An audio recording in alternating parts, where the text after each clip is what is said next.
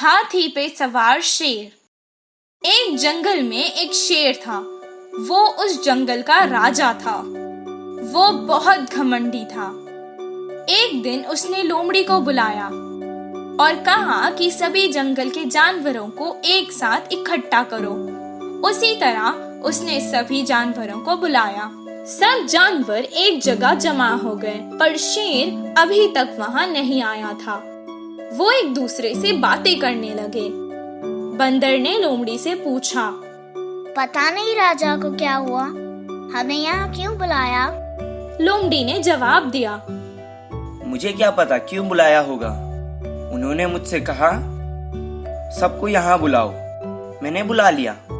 अगर मैं तुम्हारी तरह सवाल करता तो मैं भी यहाँ जिंदा नहीं होता। हाँ बिल्कुल लोमड़ी बहन, सच कहा तुमने। हमारा राजा है ही ऐसा। शायद वो वायरस आया है ना, उसके बारे में बात करने के लिए बुलाया होगा। जैसे ही शेर की दहाड़ने की आवाज सुनाई दी, सब चुप हो गए। कल मैं पास के गांव गया था। मैंने वहां देखा कि एक आदमी हाथी पर बैठकर जा रहा था। मुझे पता चला कि वो उस गांव का राजा है। मैंने बहुत मालूमात की और मुझे पता चला कि सभी राजा अपने हाथियों पर बैठकर जाते हैं। मैं भी इस जंगल का राजा हूँ। आज से मैं कहीं भी जाऊँ या आऊँ, मैं भी हाथी पर ही जाऊँगा। शेर की बातें सुनकर सभी जानवर अंदर ही अंदर हंसने लगे। हाथी पर एक बहुत बड़ा कष्ट था, पर वो भी कुछ नहीं कह सका और शेर को अपने ऊपर बैठाने के लिए नीचे झुक गया। शेर ने जैसे ही एक छलांग मारी और हाथी के ऊपर बैठ गया। हाथी धीरे से उठा और कुछ दूर तक चलने लगा। कुछ देर बाद अचानक शेर हाथी के ऊपर से नीचे गिर गया और उसका पैर टूट गया। उस राजा की तरह मैं भी अगर हाथी पर जाऊंगा तो मेरे लिए ही खतरा है। ये हाथी पर चलने के बजाय अगर मैं पैदल ही चलूंगा तो अच्छा है। शेर को अकल आते देख सभी जंगल के जानवर बहुत खुश हुए। इस कहानी से हमें ये शिक्षा मिलती है कि जिसका काम उसी को करना चाहिए। घमंडी बंदर। एक बार एक जंगल में एक बहुत बड़ी नदी हुआ करती थी। उस नदी के किनारे पर एक बंदर रहा करता था। वो बहुत घमंडी था। वो किसी भी जानवर से नहीं मिलता था। नदी के उस पार एक आम का पेड़ था। उस पेड़ से आम लाकर सब जानवर मिलजुल कर खाते थे। बंदर के इस व्यवहार की वजह से कोई भी उसके साथ कुछ नहीं बांटता था। बंदर भी सोचता था कि वो भी मजेदार फल खाए। एक दिन उस नदी में एक चरवाहा अपनी बकरियों के साथ एक नाव में आ रहा था। उसे देखकर बंदर ने कहा, भाई मुझे नदी के उस पार जाना है, मुझे अपनी नाव में ले चलो ना। जैसे ही वो नाव में बैठ गया और नाव चलने लगी, अचानक आसमान में काले बादल छा गए और बहुत तेज हवाएं चलने लगी। उनकी नाव उस हवाओं के कारण पलट गई और सब पानी में डूबने लगे। बकरियां और चरवाहा तैरकर नदी के किनारे आ गए, लेकिन बंदर को तैरना नहीं आता था, इसीलिए वो वहीं रुक गया। बचाओ बचाओ! अचानक वहां एक बहुत अच्छे दिल वाला मगरमच्छ आ गया और उसने बंदर को अपने पीठ पर बैठा लिया और नदी के किनारे आने लगा। रास्ते में उसने बंदर से कहा, तुम्हें तैरना नहीं आता है क्या? वो सोचने लगा कि अगर उसने कहा कि तैरना नहीं आता तो उसकी बेइज्जती हो जाएगी। ऐसा कुछ नहीं है, मैं तुमसे भी अच्छा तैर सकता हूँ। अच्छा तो फिर तुम वहाँ ठहर कर बचाओ बचाओ क्यों चिल्ला रहे थे? मैं बंदरों का राजा हूँ, मैं अपना काम खुद नहीं करता, मेरे सारे काम नौकर करते हैं। बंदर का झूठ वो समझ गया और कहने लगा, मुश्किल के समय बड़े से बड़े राजा भी अपने आप को बचाने के लिए कुछ ना कुछ काम करते हैं। मैंने कहा ना कि मैं राजा हूँ, मैं नौकरों से बात नहीं करता। चुपचाप मुझे किनारे पर छोड़ दो।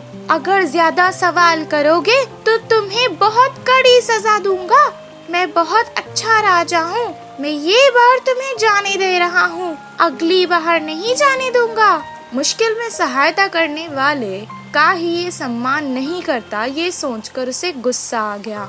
मगरमच्छ ने कहा, पानी में जितने जानवर होते हैं मैं उन सब का राजा हूँ। जो अच्छे लोग होते हैं उन्हें ही मैं इज्जत देता हूँ, और जो तुम्हारे जैसे घमंडी लोग होते हैं मैं उन्हें ही सबक सिखाता हूँ। तुम पानी में रहने वाले जानवर हो, तुम मुझे क्या सबक सिखाओगे? तब मगरमच्छ ने कहा, अच्छा तो देखो। इतना कहकर उसने बंदर को नदी में फेंक दिया और आगे चला गया।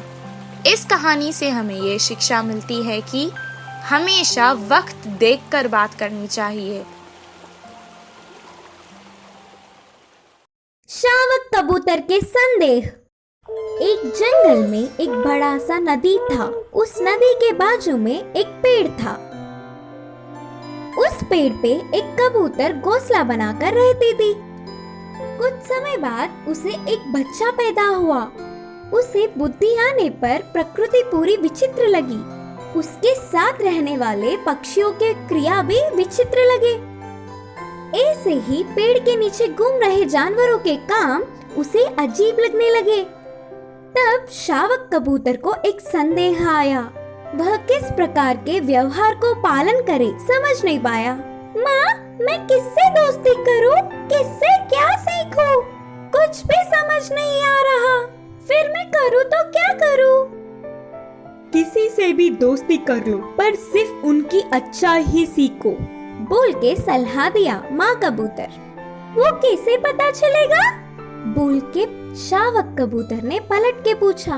जल्दी ना कर, वह तुम्हें अनुभव से ही पता चलेगा। माँ की बात ना समझने पर भी उसने सिर हिलाया। अगले दिन ही छोटी कबूतर को पेड़ के नीचे चींटियां दिखे।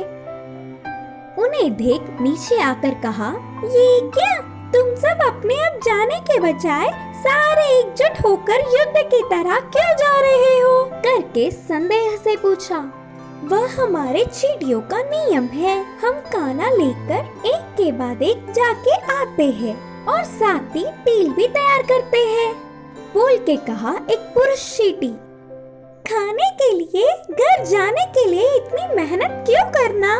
देखो तो तुम्हारा पागलपन लगता है, करके हंसकर फिर से पेड़ चढ़ गई। उसके बाद पेड़ के छाल को चुभती हुई आवाज सुनकर शावक कबूतर उस तरफ घुमा। एक पंछी पेड़ पे चढ़कर वही काम की तरह चुभती दिखी। हे, क्यों ऐसे तुम्हारी चोंच छुपा रहे हो? करके चिढ़ाते हुए कहा। पेड़ के छाल को चुभकर कीड़े खा रहा हूँ और साथ ही मेरे बच्चों के लिए खाना भी ले रही हूँ। उस पंछी ने कहा, खाने के लिए क्यों इतनी पीड़ा सहना? तुम्हारा काम तो बेकार लगता है, करके हंस पड़ी और उधर से निकल गई। दूसरे दिन पेड़ के ऊपर बैठा हुआ बंदर दिखा और बंदर से दोस्ती करूंगी करके कहा। इससे बंदर ने कहा, तो तुम मेरे पीठ पर बैठ जाओ, तुम्हें मेरे कष्ट दिखाऊंगा, बोल के अपनी पीठ पर बिठा लिया और पास के एक गांव ले गया। उधर बच्चों के हाथों में केले और गुबालों को छीनकर उछल के पेड़ पर बैठ गया। देखो मेरे कारनामे, कितनी आसानी से बिना मेहनत किए खाना ढूंढ लिया, बोलते हुए कबूतर को केले दिए। आहा, अच्छा है, तुम कितनी समझदार हो, बोल के कबूतर खुश हुई। इतने में बंदर के काम देख बच्चे डर के रोने लगे।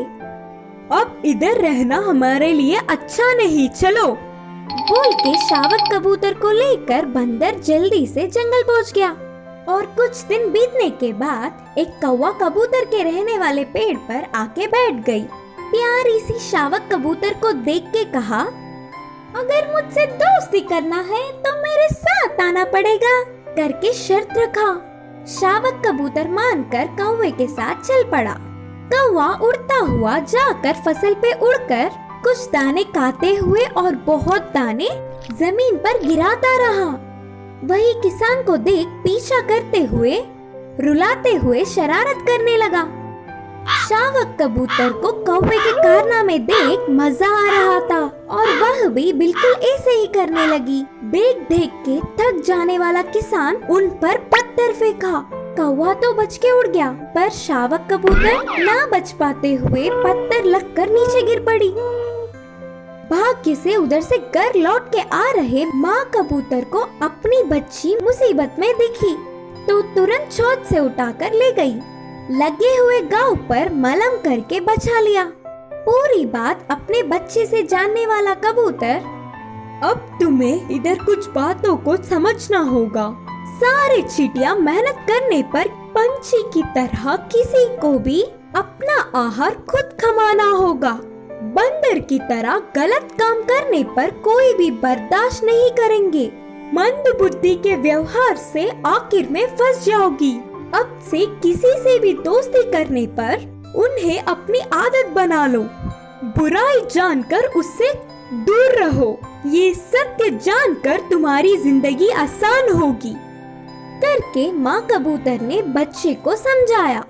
उसके बाद से शावक कबूतर दूसरों से किसे सीखना है जानकर सावधान रहने लगी। इस कहानी की नीति है कि हमें किसी से भी दोस्ती करने पर अच्छा ही सीखनी चाहिए।